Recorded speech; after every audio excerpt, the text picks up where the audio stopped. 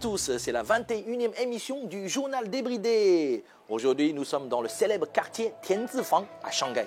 En 2006, cette zone a été vouée à la démolition pour un projet immobilier. Mais les résidents, les propriétaires, les chefs d'entreprises locaux ont soumis une proposition au gouvernement local pour préserver ce quartier avec son architecture traditionnelle. Bingo! Cette proposition a été retenue et nous voilà donc dans les ruelles rénovées. On y trouve maintenant des restaurants, des bars et des boutiques. Faisons un petit tour avant de parler des actus.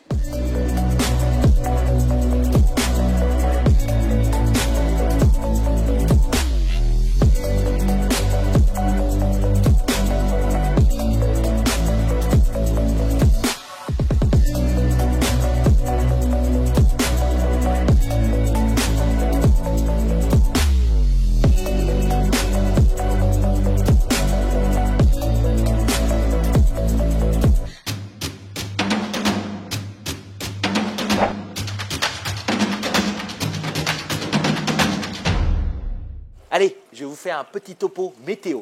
Je sais que vous adorez ça. Ici, l'automne s'installe avec des températures de plus en plus basses. Et c'est aussi le moment d'admirer les belles couleurs de l'automne. Et surtout des ginkgo yingxi en chinois qui tapissent le sol de ces feuilles dorées. C'est magnifique. Un peu de romantisme à la française? Presque. On continue avec les arbres. Et un nouvel influenceur assez inhabituel. L'arbre solitaire du jardin botanique de Chengshan à Shanghai fait sensation sur le net. Vous avez bien entendu, un arbre qui devient Wanhong, célébrité en ligne. Tellement célèbre qu'il fait désormais des diffusions en live. Cet arbre planté en hauteur renforce le sentiment d'abandon. C'est à la fois esthétique et mélancolique, ce qui cadre très bien avec la saison. Et le mieux avec tout ça, c'est que vous pouvez lui envoyer des messages. Mais l'histoire ne dit pas s'il va vous répondre.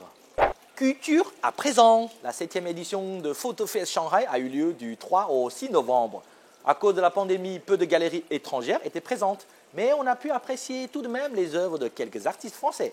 Petite surprise, j'ai obtenu une interview exclusive de Wang Bing, le cinéaste chinois qui exposait les photos liées à son documentaire À l'Ouest des rails. Il a connu beaucoup de succès en France. Je vous laisse découvrir l'entretien qu'il m'a accordé. 这是一个什么样的故事？能不能给大家分享一下这些作品对你的意义是什么？彩色呢是2000年拍的，主要是当时在拍铁西区的那个纪录片的时候，就是顺便带了一台相机，偶尔拍一点点照片。然后这些黑白的呢就是我最早刚刚到铁西区的时候拍的照片。那时候我还在沈阳那个鲁迅美术学院那摄影系上学，所以就是平时就拍一些这种。当时工厂的这种照片一直没有去洗成照片啊，只是把底片冲完以后，然后就把这些底片全收起来。22年之后呢，因为这个卡塞尔文献展呢，就是他们展我所有的作品嘛，所以就是说这个时候他们也看看还有没有过去我拍的照片，才把这些底片再拿出来做了现在这么多，一共是52张照片。彩色照片基本上都是1999年、2000年、2001年这3年里边拍摄的，这些呢，对，就是94、95年拍摄的。看看有没有机会，我们可以把这些作品也带到法国去。因为我主要的那个工作呢是电影或者是微流，所以以前在博物馆收藏我的作品大部分全部是微流作品，图片呢只是因为就是这个文献展呢，我们才就是拿出来。我在法国呢是有一个画廊叫圣塔勒库塞勒画廊，所以那个画廊呢就是说经营我的很多的这个微流，之后可能会通过它或者是通过其他的画廊去把这些照片就看看法国有没有需要的这些在市场上有没有可能买卖。好的，谢谢你王老师，谢谢。不客气。OK. Une invention incroyable, ça vous dit? Shougongen. On avait parlé de lui dans Zoom sur le net. Cet artisan de 32 ans présente sur Bilibili ses inventions les plus loufoques. En septembre, il a même fait l'objet d'un reportage à la télé nationale. Pour un gars de la campagne, 6 millions de followers, c'est pas mal. Mais la raison pour laquelle on reparle de lui aujourd'hui, c'est parce qu'il a mis en ligne une vidéo de sa nouvelle création le 10 novembre. Le piano barbecue.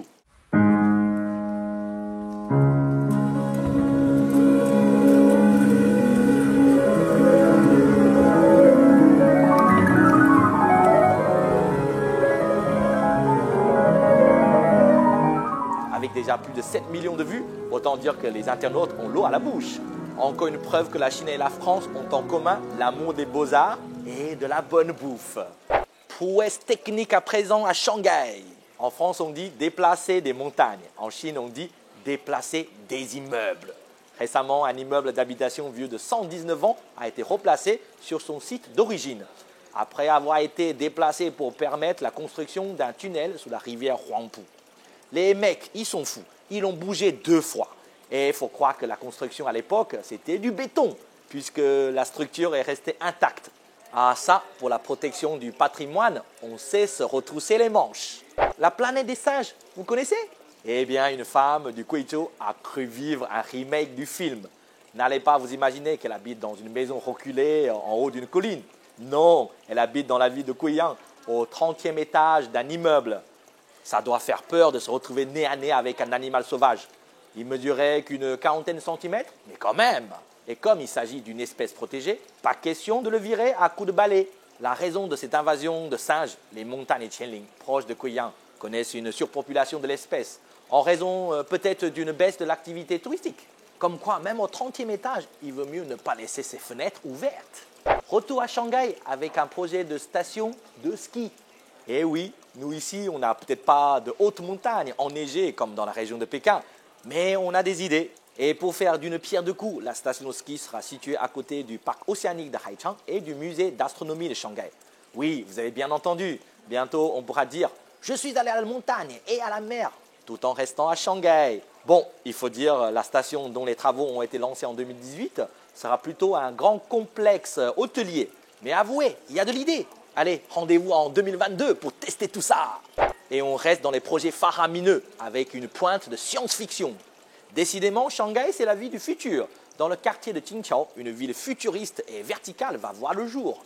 14 projets sont en cours. Plusieurs infrastructures sont prévues pour la restauration, la vente au détail, la logistique, le divertissement, l'enseignement et le contrôle des inondations. Tous les bâtiments dont les toits seront recouverts de verdure seront reliés par un viaduc ou des passages souterrains. Le tout avec 130 000 m² de verdure. On se croirait presque comme dans le 5e élément. À quand les voitures volantes alors? Voilà pour les actus incroyables sur la Chine du mois de novembre. On continue tout de suite avec Zoom sur le net.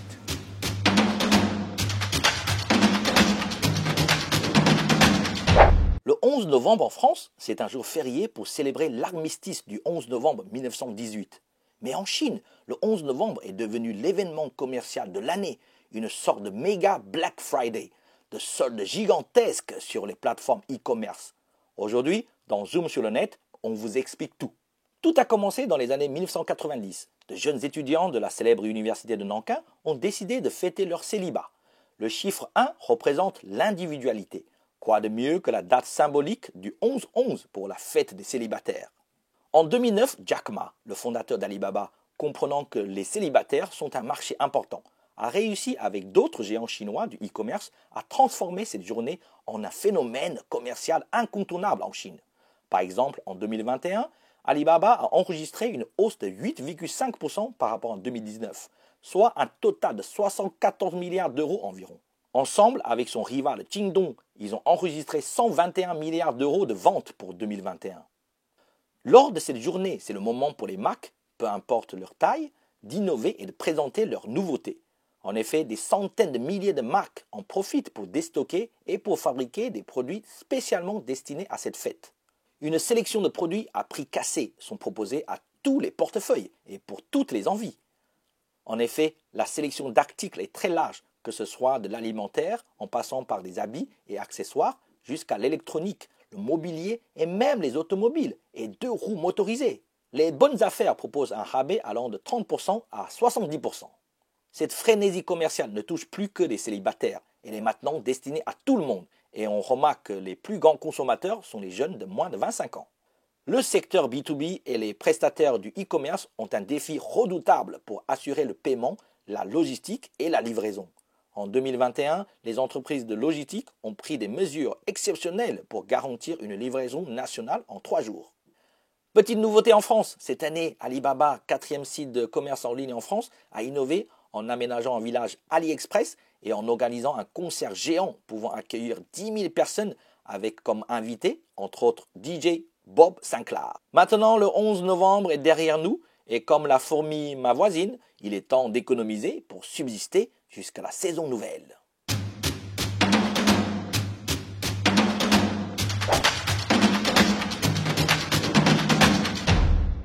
Dans l'émission précédente, nous avons parlé des mots chinois d'origine française. Beaucoup d'entre vous ont réclamé « encore ». Vous vous souvenez de ce mot qui signifie « encore ». Une fois n'est pas coutume, suite à vos commentaires positifs, aujourd'hui dans Sur le bout de la langue, nous allons continuer de parler de ce sujet qui vous tient à cœur. Commençons avec une devinette. Si je vous dis « le cheval coince le dragon », à quoi vous pensez? Une scène de combat futuriste? Ma, le cheval. Ka, coincé. Long, le dragon. Ma, ka, long. Et oui, même si ça peut paraître fantastique, le cheval coinçant le dragon, ce n'est que la traduction phonétique du mot macaron. Ma, ka, long. Après le cheval, le dragon, on va parler du bœuf. Vous vous souvenez comment on dit bœuf en chinois? Eh oui, niu. Ensuite, on rajoute un autre caractère. Il peut se prononcer cha, signifiant décortiquer. À la fin, on met le caractère tang, le bonbon. Le bœuf décortique le bonbon? Qu'est-ce que c'est? Malheureusement, beaucoup de Chinois prononcent mal le deuxième caractère, car il peut également se prononcer ga.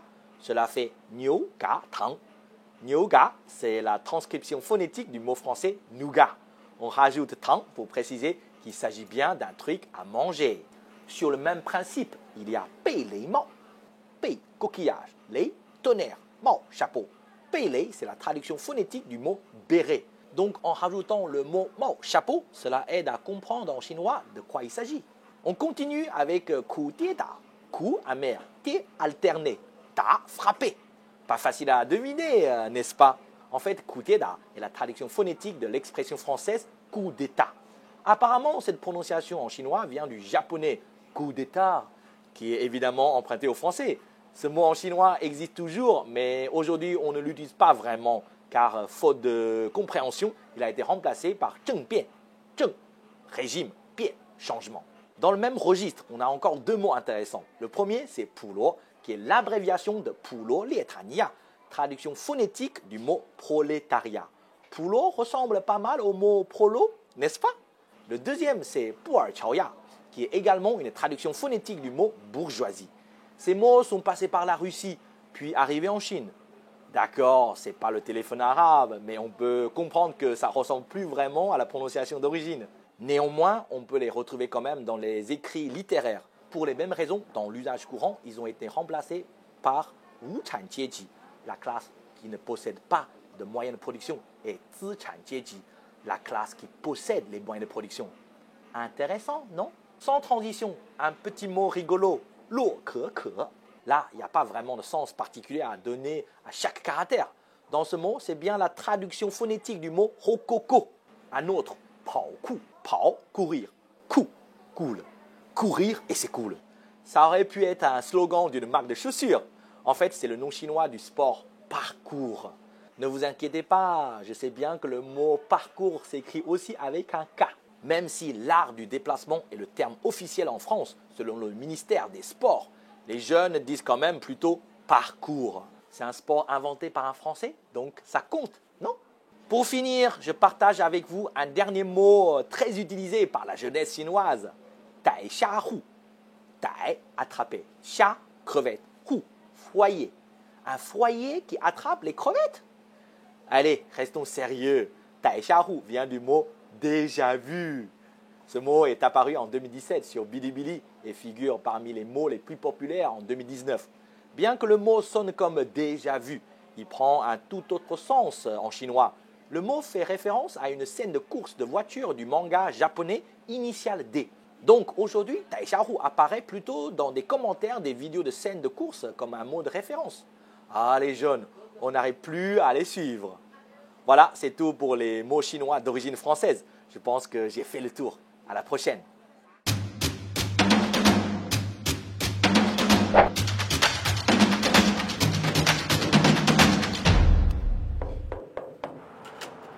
Bonjour Virginie. Bonjour Lissong.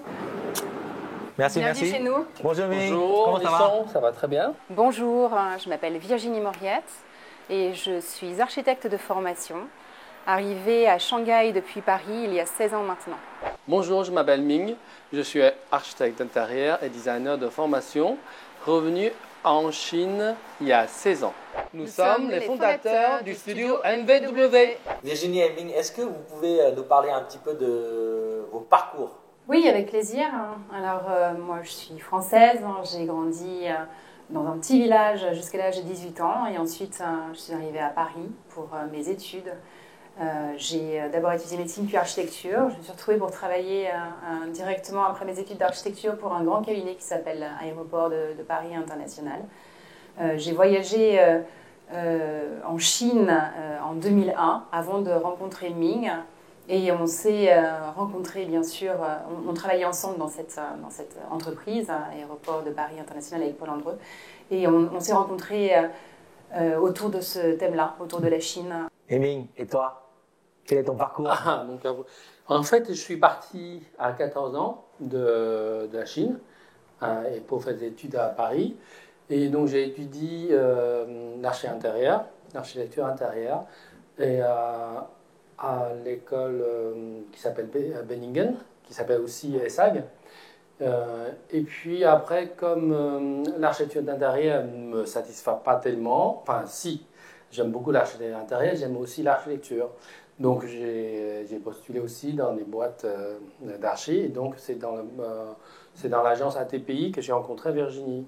Et puis après, je suis envoyé ici pour monter la boîte. Et c'est comme ça on est arrivé en Chine. Finalement, vous avez créé le studio MVW. Et pourquoi? Et comment c'est arrivé?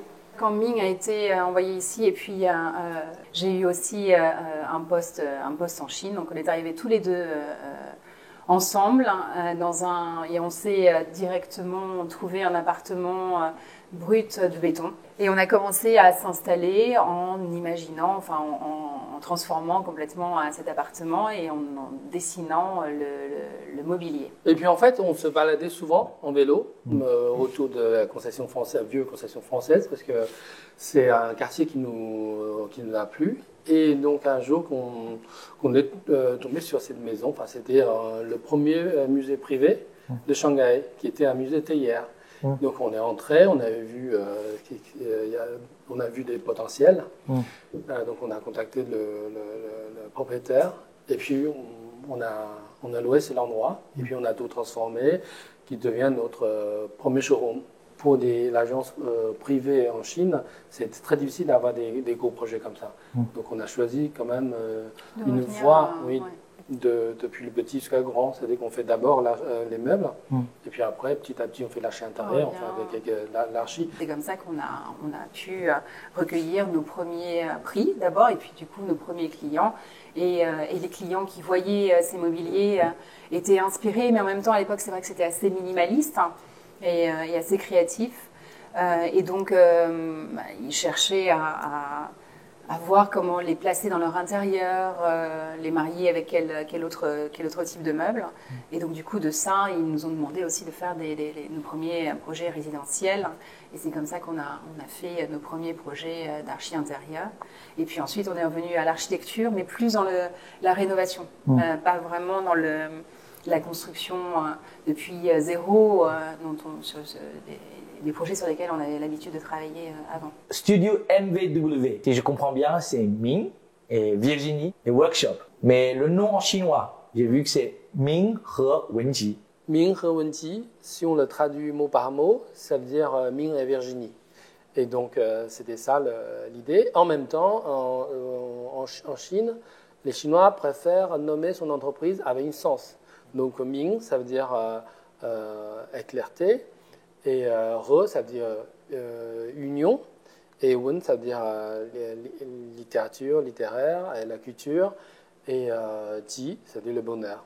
Donc ça, c'est exactement ce qu'on veut transcrire aux gens, en fait, de ce qu'on fait.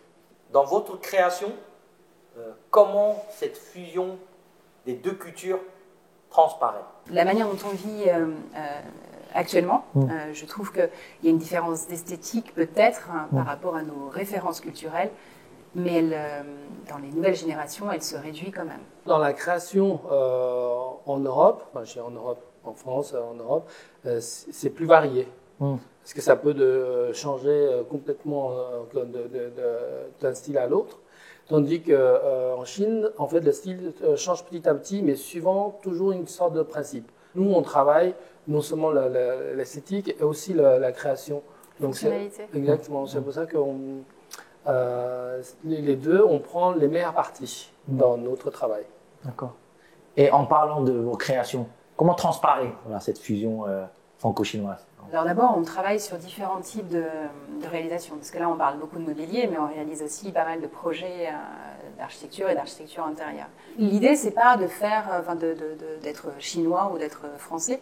C'est des inspirations, ton environnement qui est très différent à chaque étape de création. En termes d'inspiration, tout dépend de ce que ton client va te demander, de ce qu'il lui-même l'inspire. C'est pas simplement nos inspirations, en fait. Selon vous, quel matériau permet de transcrire cette fusion? Mais souvent, on utilise deux matériaux. Ouais. Donc, souvent, tu peux regarder n'importe quel. On a toujours deux matériaux. Ouais. Et souvent, c'est un matériau qui est plus naturel, comme le bois, les pierres ou autre. Il y a un matériau qui est un peu plus sophistiqué et usiné, comme le métal, qui évolue avec le temps, comme le bronze, ou bien qui évolue aussi. Tu vois, le jade, la manière dont tu le vois, dont tu le regardes, dont tu l'apprécies. Ça peut être différent. Enfin, tu vois, cette table, par exemple, tu la vois. Graphisme, tu peux voir des choses différentes à chaque fois. C'est comme un tableau. Tous les deux, vous connaissez bien l'architecture française, l'architecture chinoise, le design français, le design chinois. Quelles sont les différences et quels sont les points de convergence? Je vois pas. Je réfléchis pas comme ça en fait. Je réfléchis pas en convergence ou aux différences. Il y a toujours un tronc commun qui est le beau, le fonctionnel. Après, tout le monde a sa définition. Ça rejoint un peu la question de tout à l'heure. Tout le monde a sa définition du beau. Peut-être il y a une différence par rapport les tendances. Il y a une différence parce que, par exemple, ici en Chine, maintenant, la tendance est extravagant. Et en France, ça reste toujours élégant, mais il y a moins d'extravagance. Bon, vous m'avez beaucoup parlé de vos créations. Et maintenant, j'aimerais bien que chacun me présente ou m'explique un objet ici. Ok, avec plaisir. Okay. Allons-y. Je te présente nos dernières créations et ça s'appelle Tignier. En fait, Tignier, ça veut dire que les feuilles d'or. C'est un meuble très abstrait. Ça change de l'esthétique ou de forme selon l'angle. Quand on tourne autour, ce n'est pas seulement un meuble fonctionnel, c'est aussi un petit paysage. Voilà, donc on a choisi aussi un marbre qui a une texture assez jolie, assez abstrait. Que chaque pièce on a choisi, on a recadré comme un petit tableau. Donc ça c'est la collection Xiangshen qui est réalisée en feuilles de bronze et qui reprend la notion de vide et de plein. Donc on trouve sur les parties intérieures ici de ce module-là, parce que là il y a 4 modules que tu peux organiser de manière complètement différente. Ça peut être une petite table, ça peut être un bookshelf tel que c'est présenté là. Dans sa partie intérieure, le bronze n'est pas traité, il est dans sa couleur naturelle. Et dans la partie extérieure, tu as une patine qui, elle, vient transformer le bronze et autant la partie dorée, elle présente le côté subliminal intérieur qui ne change pas. Et cette partie oxydée sur l'extérieur, elle, fait référence au temps qui passe et qui s'inscrit dans nos vies et sur ces pièces de mobilier en l'occurrence. Merci beaucoup, merci Virginie. Merci Li Song pour ta visite. Je voulais savoir pour ceux qui veulent connaître un peu plus de choses sur vous, comment on fait alors? Vous pouvez regarder sur notre site internet, studiomvw.com. D'accord. Voilà, à bientôt. Allez, à plus. Bye, Li Song, bye, ciao. Voilà, c'est déjà la fin de cette émission. J'espère que ça vous a plu. N'hésitez pas à partager le journal débridé auprès de vos amis. Et moi, je vous dis à bientôt.